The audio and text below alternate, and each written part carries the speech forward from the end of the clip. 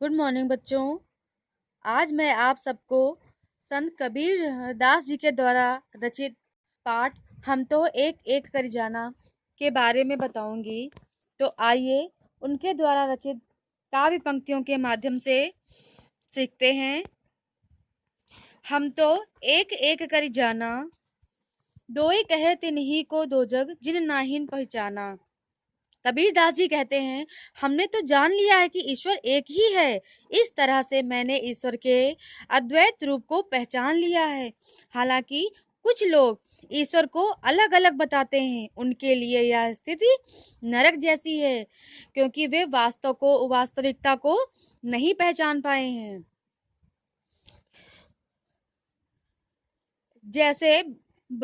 जैसे बाढ़ी कष्ट ही काटे, अग्नि न काटे कोई, सब घट अंतर तू ही व्यापक, धरे स्वरूप सोई।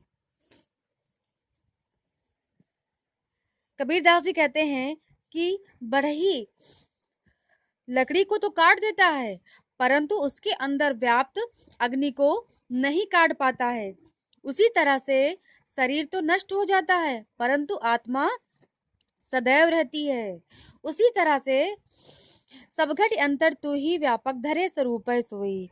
प्रत्येक व्यक्ति के अंदर ईश्वर का वास है, चाहे वह कोई ही चाहे वह किसी भी प्रकार का रूप क्यों ना हो। एक ही पवन, एक ही पानी, एक ही ज्योति समाना। कबीरदास जी कहते हैं कि हम सबको एक ही हवा और एक ही जल और हम सबके अंदर एक ही प्रकाश समाया हुआ है। एक ही खाक गढ़े सब भाड़े, एक ही कोहरा साना। और हम सब एक ही कुम्हार के द्वारा बनाए गए हैं। जिस प्रकार से कुम्हार एक ही प्रकार की मिट्टी से अनेक तरह के बर्तन बनाता है, वैसे हम सब भी एक ही ईश्वर के द्वारा बनाए हुए हैं। माया देख के जगत लुभाना, काहे रे ने नर घबराना। यह संसार में मनुष्य माया देख करके खुश हो जाता है और वह इस माया जाल में फंसा रहता है और वही संसार को लुभाता है।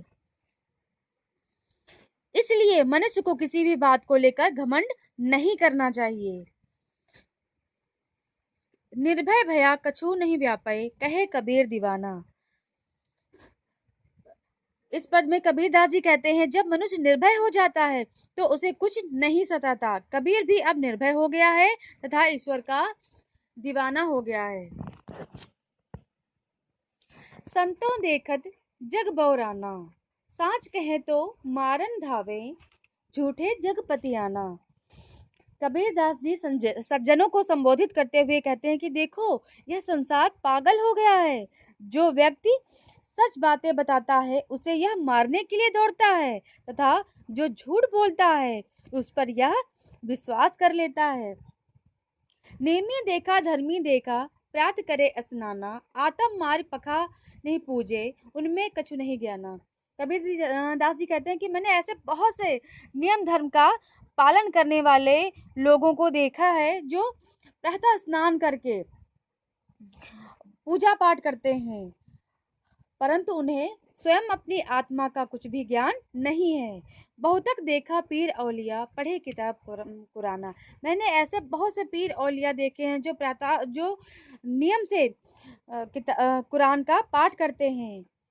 कई मुरीद तदबीर बतावे, उनमें वही जो ज्ञाना। वे अपने शिष्यों को तरह तरह के उपाय बताते हैं, जबकि ऐसे पाखंडी स्वयं खुदा के बारे में नहीं जानते हैं।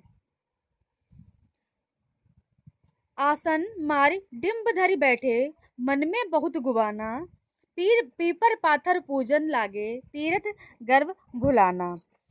वे ढोंगी योगियों पर चोट करते हैं जो आसन लगाकर अहंकार धारण लिए बैठे हैं और उनके मन में बहुत घमंड भरा हुआ है। टोपी पहरे माला पहरे, छाप तिलक अनुमाना, साखी शब्दें गावत भोले, आत्म खबर न जाना। कबीरदास जी कहते हैं कि लोग पीपर पत्थर को पूजने में लगे हैं। वे तीर्थ यात्रा आदि करके गर्व का अनुभव करते हैं। वे ईश्वर को भूल जाते हैं।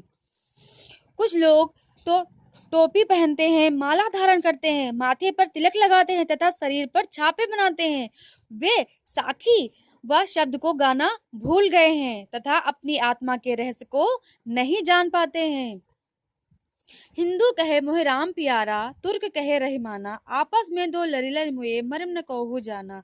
हिंदू कहता है कि मुझे राम प्यारा है और तुर्क रहीम को अपना बताते हैं। दोनों समूह ईश्वर की श्रेष्ठता के चक्कर में लड़कर मर जाते हैं, परंतु किसी ने भी ईश्वर की सत्ता के रहस्य को नहीं जाना है।